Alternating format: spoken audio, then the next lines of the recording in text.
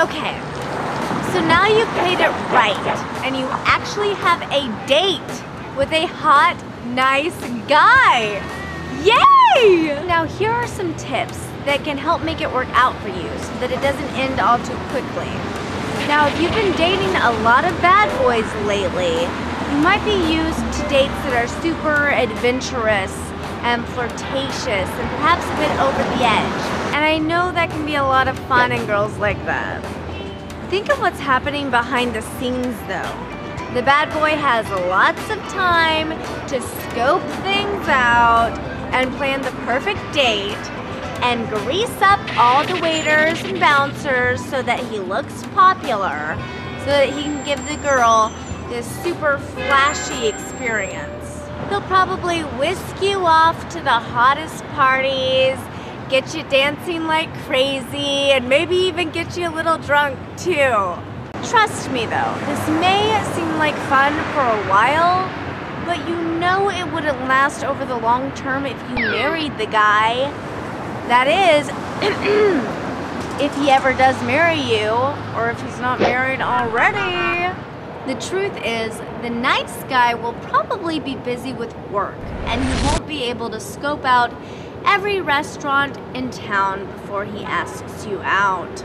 The conversation might not be quite as audacious as you'd hoped it'd be, and you might be just a little bit bored just at first. If you're a little bit patient though, the guy's caring and romantic nature will come out and shine, and it will give you more fun and happiness in the much longer term ahead. So don't be tempted to give up after the first date. Give it a fair chance. This may seem like a lot to ask, but provided you're out with a nice guy and he doesn't do anything creepy or offensive, push yourself to commit to a 3-date minimum. And then, if he doesn't light your spark or excite you, then just cross him off your list and move on. So where do you usually take a girl out on a first date?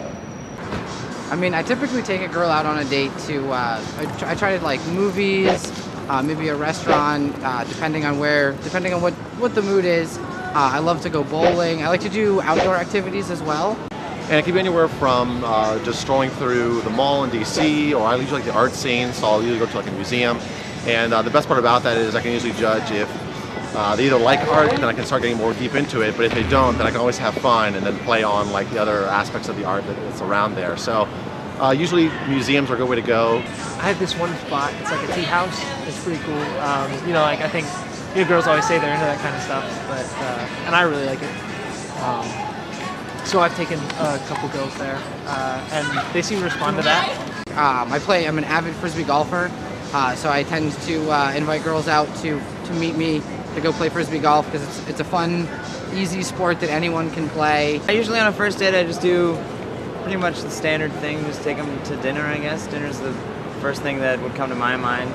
You know, just over a meal, have a nice conversation, but sometimes if it's not the right fit, then you don't end up having that pleasant conversation, and then where does the date go from there?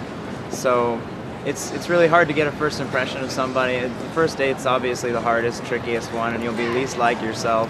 You know, I mean, I guess I kind of tend to be a little boring. I don't know, like I take, you know, I go for a drink or like eat food. I don't know, I took a girl out once to the movies. I don't know if movies are a good first date, I don't know. Do you feel like you have a lot of first dates with girls that don't lead to second ones?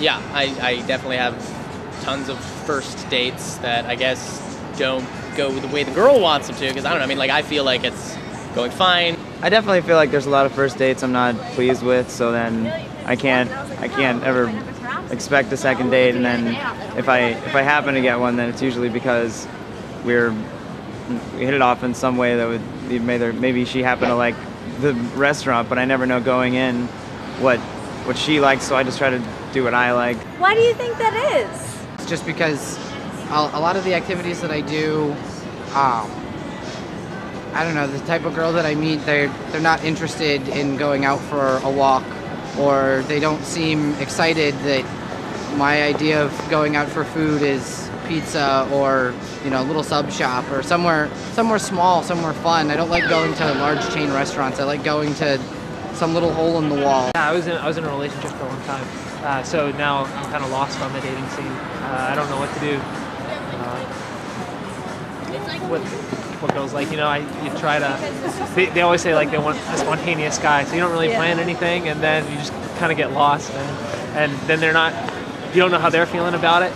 Actually, I had this one first date where this girl, like we went out to eat, and she didn't order anything, so like I was just eating, and I couldn't tell if that was bad. Like I guess she felt weird about eating in front of somebody, so I don't know, maybe we should have done something more exciting, but I don't know, I guess I just usually feel like, I don't know, I have a hard time making a big splash, and the first impression is supposedly like the most important, so. I'm guessing maybe a lot of it's the energy that I push off of, so usually I'm very animated, so when I get really excited about a subject, I think a lot of them either are a little wary or maybe a lot of them aren't as adventurous and they try to go a little more slow when they actually should, you know, speed it up a little bit. So I think a lot of them are just like that. It just seems like it ends a little early because they feel that maybe, whoa, he's going too fast, when it's really just the passion that I'm pushing off.